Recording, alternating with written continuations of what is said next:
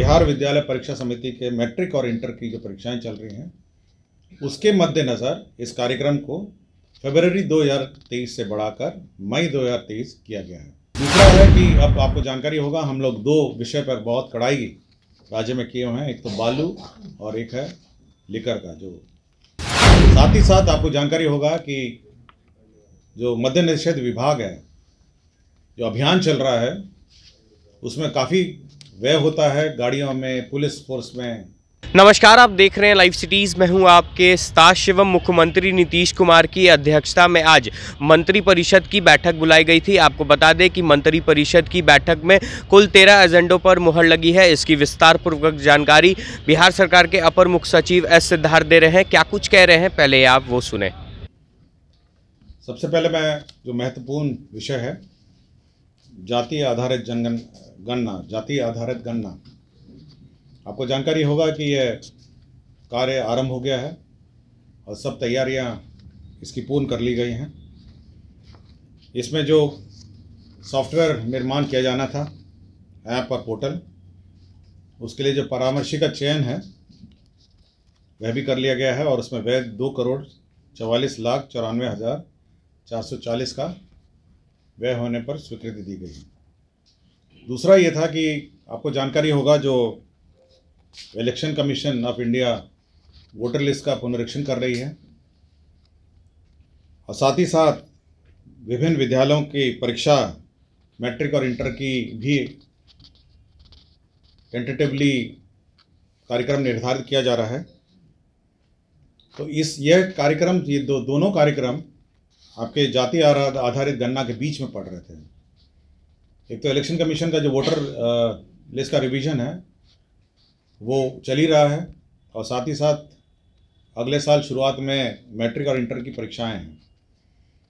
इसी के मद्देनज़र जो जाति आधारित गणना है उसका समय सीमा फरवरी 2023 से बढ़ाकर मई 2023 तक विस्तारित कर दिया गया है। तो मई 2023 तक ये प्रतिवेदन आ जाएगा और सरकार ये और बिहार विद्यालय परीक्षा समिति के मैट्रिक और इंटर की जो परीक्षाएं चल रही हैं उसके मद्देनज़र इस कार्यक्रम को फरवरी 2023 से बढ़ाकर मई 2023 किया गया है।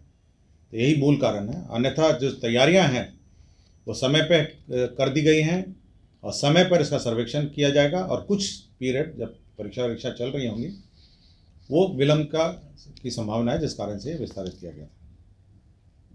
दूसरा है कि अब आपको जानकारी होगा, हम लोग दो विषय पर बहुत कड़ाई राज्य में किए हुए हैं, एक तो बालू और एक है लिकर का, जो मद्य निषेध है। तो जो बालू में इस बार हम लोगों ने यह निर्णय लिया है कि विभिन्न मोटर बोट, चेन एवं अन्य उपस्कर क्रय किए जाएं, हाई स्पीड बोट जो हैं, ताकि जो नदी के माध्यम से अवैध बालू ढोया जाता है और नदी में अवैध बालू की निकासी की जाती है, वो क्रय करने के लिए खनन एवं भूतत्व विभाग का प्रस्ताव था कि 5 करोड़ अग्रिम बिहार आकस्मिकता निधि से उपलब्ध कराया जाए। तो ये boat high speed boat, chain और अन्य उपस्कर क्रय करने के लिए ये अग्रिम की स्वीकृति मंत्रिपरिषद ने दी है। साथ ही साथ आपको जानकारी होगा कि जो मद्य निषेध विभाग है, जो अभियान चल रहा है, उसमें काफ़ी व्यय होता है गाड़ियों में, पुलिस फोर्स में और साथ ही साथ ड्रोन टेक्नोलॉजी और अन्य प्रचार प्रसार में। उसके लिए 25 करोड़ का बिहार आकस्मिकता निधि से स्वीकृत किया गया है। जो महत्वपूर्ण योजना है ये सेंट्रली स्पॉन्सर्ड स्कीम भारत सरकार की है। पहला है ये आवासन एवं शहरी कार्य मंत्रालय भारत सरकार, ये भारत सरकार की स्कीम है अमृत 2.0। आपको याद होगा कि अमृत 1.0 कार्यान्वित किया जा रहा था। अब अमृत 2.0 की मंत्रिपरिषद ने सैद्धांतिक स्वीकृति दी है। इसमें जो केंद्र अंश है वो 2620 करोड़ है, 2620 करोड़ केंद्र अंश है और राज्य अंश जो है, जो 1 लाख तक की आबादी है, उसमें 50% राशि राज्य सरकार देगी और केंद्र सरकार 50%। जो 10 लाख से 1 लाख की आबादी है उसमें 2/3 राज्य सरकार देगी और 1/3 भारत सरकार देगी। और जो 10 लाख से ऊपर है उसे 75%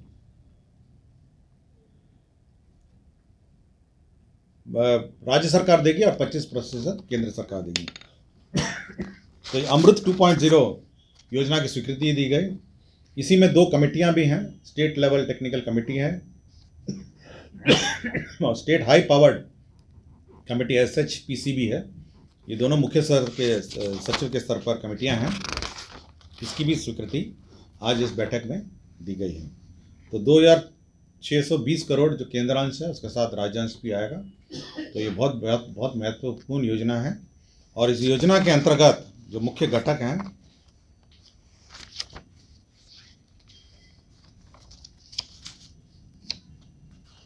universal coverage of water supply और सीवरेज सेप्टेज मैनेजमेंट, जो सीवरेज और सेप्टेज है, और recycle and reuse of treated water है, जो गंदा पानी है उसका रिसाइकल रीयूज करने का है, और रिजुविनेशन ऑफ वाटर बॉडीज है, जो हमारे जल और तालाब जो हैं हमारे विभिन्न शहरी क्षेत्रों में उसका जीर्णोद्धार है।